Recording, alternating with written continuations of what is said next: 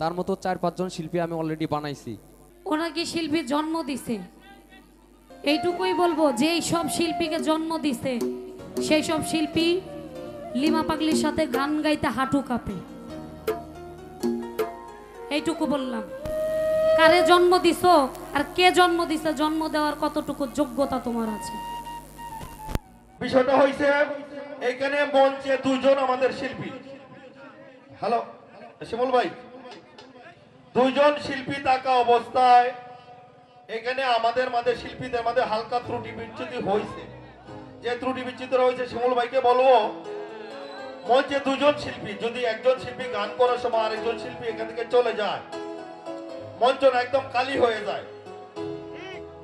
এইভাবে মঞ্চতে খালি রেখে কোনো মঞ্চে কোনো শিল্পী যাওয়াটা আমি আদৌ দেখি নাই আমার জীবনে। আপনারা গান করেন, ঠিক আছে, আমি স্বীকার করি, তবে আপনারা যতগুলো মঞ্চ গান করছেন অতগুলো মঞ্চ, তার চেয়ে বেশি মঞ্চ মনে হয় আমরা আমাদের জীবনে চোখেও দেখছি। মঞ্চ খালি করা শিল্পীদের কোনো নীতি না। আপনাদেরকে অনুরোধ করব, আপনি অনেক ভাই বড় শিল্পী, আপনি বোন অনেক বড় শিল্পী, আমরা সকলে আপনাদেরকে সম্মান করি, তাই এখানে নিয়ে আসছি। আপনাদের কার ভিতরে কি আছে দুজন শিল্পীর মাঝে আমরা এটা জানতে চাই না। মঞ্চের মাঝে আমরা অনেক কিছু ত্রুটি বিচ্যুতি দুই শিল্পীর মাঝে আমরা পাইছি। আমরা আশা করব আপনারা দুই শিল্পী গুণী মানি অনেক কিছু জানেন, অনেক কিছু বুঝেন, কিন্তু মঞ্চগুলো পরিচালনা করি আমরা। প্রত্যেকটা ভুল ত্রুটি আমাদের চোখে ধরা পড়ে। আমরা শুধু গান শুনতে আসি নাই, মানুষের কথাগুলো শ্রবণ করি, শিল্পীদের কথাগুলো। আপনাকে ভাই বলবো, সে যে রাগ করে এখান থেকে গেছে, এটা যথেষ্ট পরিমাণ কারণ আছে। লিমা পাগলি মঞ্চে উঠে আপনাকে কিন্তু যথেষ্ট পরিমাণ সম্মান করছে, আপনার নাম বলছে। আপনি যদি বলেন যে আমি বলছি, ইউটিউবাররা আছে এখানে প্রমাণ দিতে পারবো। উনি একজন শিল্পী, বাংলাদেশের প্রখ্যাত একজন শিল্পী। ওনার নামটা, উনি মঞ্চে আছে, ওনার নামটা আপনি বলেন নাই। আপনি আমার বয়সও ছোট হবে এবং মঞ্চ যদি আপনিও গান করেন তার চেয়ে ডাবল মঞ্চ আমার জীবনে আমি দেখছি। আমি একজন শিল্পী,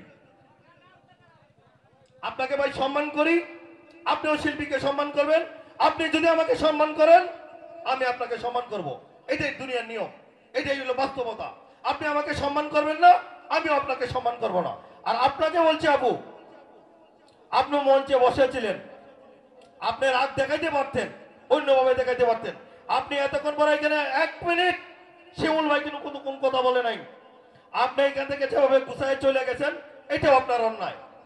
শিল্পী জীবনের এটা একটা অন্যায়। আপনি কমিটি আছে, এখানে কর্তৃপক্ষ আছে, আপনি তাদের কাছ থেকে বিদায় নেওয়া যাওয়াটা উচিত ছিল। আপনি বিদায়টা না নিয়ে মঞ্চ থেকে ডিরেক্ট চলে গেছেন, এটাও আপনার অন্যায়। আমি দুজনকেই বলবো, আপনারা দুজন অনেক বড় শিল্পী, আপনাদের সাথে আমাদের কোনো তুলনা নাই, কিন্তু আমরা শ্রবণ করি, আমরা মানুষের কথা শুনি। আপনারা যে কথাগুলো বলছেন প্রত্যেকটা কথার উত্তর আমরা এখানে দিতে পারবো এবং আমরা বলতে পারবো যে আপনারা কি মঞ্চে কি বলছেন। এটা হলো উকিল উনছির এলাকা, সালামের এলাকা। আমরা গান খাই। তা আপনাদের শিল্পীদের কাছে অনুরোধ করবো, কারো প্রতি কোনো প্রতিহিংসা রাখলে আপনারা উপরে উঠতে পারবেন না। আল্লাহর রহমতে আপনারা নিচে চলে আসবেন অটোমেটিক। এটা নিয়ে কোনো তর্কে বিতর্কে আপনারা যাবেন না। আমার অনুরোধ, দুইজনে দুইটা গান করবেন এবং এখানে যারা যে কয়জন আছে আমাদের চানগাঁওবাসী, ওনাদেরকে খুশি করে আপনারা চলে যাবেন, এটি আমার অনুরোধ। আজকে আপনাদের মঞ্চে 2 জন শিল্পী। আমি খুব বেশি কথা বাড়াবো না। আলামিন ভাই কোথায়? আলামিন ভাই কোথায়? আজকে মঞ্চে শুধু 2 জন শিল্পী। যদি শিল্পী 3 জন থাকতো, একজন শিল্পী স্টেজে পরে আসলো না আগে আসলো না আগে চলে গেল, তখন আর এই হিসাবটা এতটা তখন আর করা হয় না। প্রথমে আপনারা আমাকে একা আনছেন, আরেকজন শিল্পীর অনুপস্থিতিতে আমাকে গান করাইছেন। আমি স্টেজে কোনো শিল্পীকে পাই নাই, আমি কোনো শিল্পীর নাম বলি নাই। আমি কি কথা খারাপ বলছি? আপনাদের স্টেজে কয়জন শিল্পী আছে এটা কি আমি জানি? আমি স্টেজে যাকে পাইছি, আপনারা যারা যারা উপস্থিত ছিলেন সবার প্রতি কৃতজ্ঞতা আমি প্রকাশ করছি নাকি? কিন্তু যিনি পরে আসলো আমি তো তাকে জানি না কে আসছে, কে আসবে, কয়জন শিল্পী আছে, আমি কার নাম বলবো? যে স্টেজে নাই তার নাম আমি কিভাবে বলবো?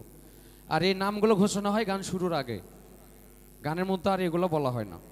এখন উনি আমাকে আইসে স্টেজে পাইছে, আমার নাম বলছে, দেখছে শিমুল হাসান স্টেজে আছে, আমি তো তাকে দেখি নাই, তাহলে আমি তার নামটা কিভাবে বলবো?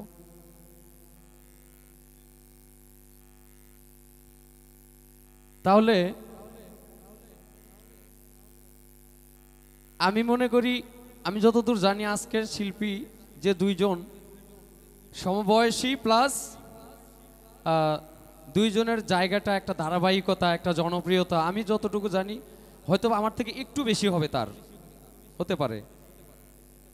কিন্তু এত বড় শিল্পী হয় না আমাকে স্টেজে রেখে চলে যাওয়া, তার মতো 4-5 জন শিল্পী আমি অলরেডি বানাইছি, তার মতো 2-4-5টা শিল্পী আমি তৈরি করছি। ভাই মিথ্যা কথা বললাম? আমাকে স্টেজে রাইখে যাওয়া, আমাকে না বলে, আমাকে বলা না বলা কোনো প্রশ্ন নাই, মিউজিশিয়ানদের বলে, কমিটিদের অনুমতি নিয়ে স্টেজ থেকে নামতে হবে। আমি কি যাইতে পারবো কি যাইতে পারবো না, আমার কোনো সমস্যা থাকতে পারে, আমাকে বলে দিতে হবে আমি অসুস্থ নিয়ে গান করতেছি। আলিমুল ভাইকে আমি বলার সাহস পাইনি, ভাই আমি অসুস্থ, আমি যদি বলি আমি অসুস্থ ভেঙে পড়বে, হয়তো ভয় পাবে, শিমুল আসবে না। আমি কিন্তু অসুস্থ হয়ে, আপনারা হয়তো বুঝতে পারছেন কিনা আমি জানি না। তো প্রথমে একটা শিল্পীর আসলে ভদ্রতাটা, প্রথমে ভালো গান গাইলেই হয় না, শার্টের কলার ঠিক থাকতে হয়, এটা আমার উস্তাদ শিখিয়েছিলেন।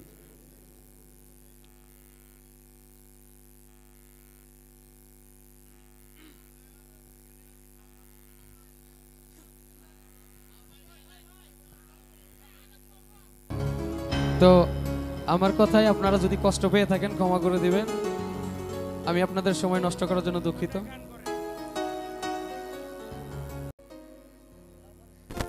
কথা বলা খুব কম পছন্দ করি আমি মঞ্চে, খুবই কম, কিন্তু তারপরেও কিছু কিছু জায়গায় আছে কথা না বললে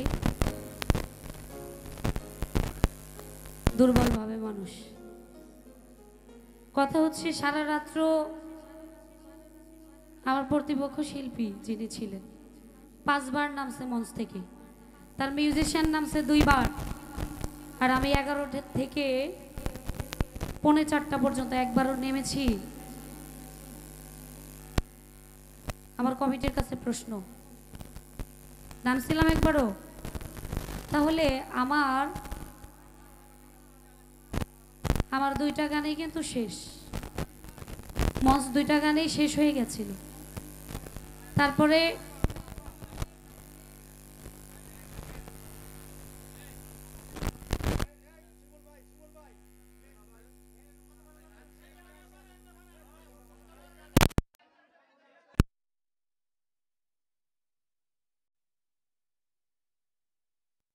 যেটা ফলে ও একটু আগে বলছে যে ওনাকে শিল্পী জন্ম দিছে,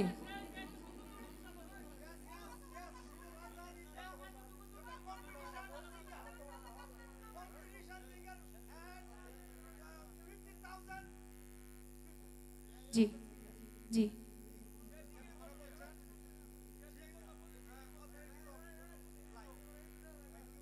জি, বেয়াদবি করা পছন্দ করি না আমি, এইটুকুই বললাম। উনি যেই মঞ্চে আসছে উনি সেই মঞ্চের ফ্যাসিলিটি মেনটেন করে চলতে হবে তার। উনি একটা দরবারে এসেছে, উনি সাংস্কৃতিক অনুষ্ঠানে আসেন নাই, এইটুকুই বললাম।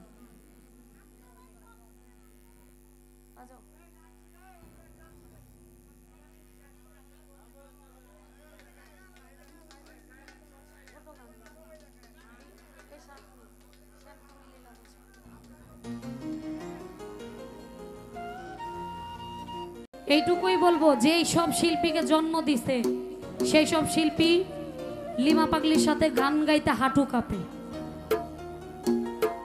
এইটুকু বললাম। কারে জন্ম দিছো আর কে জন্ম দিছে, জন্ম দেওয়ার কতটুকু যোগ্যতা তোমার আছে?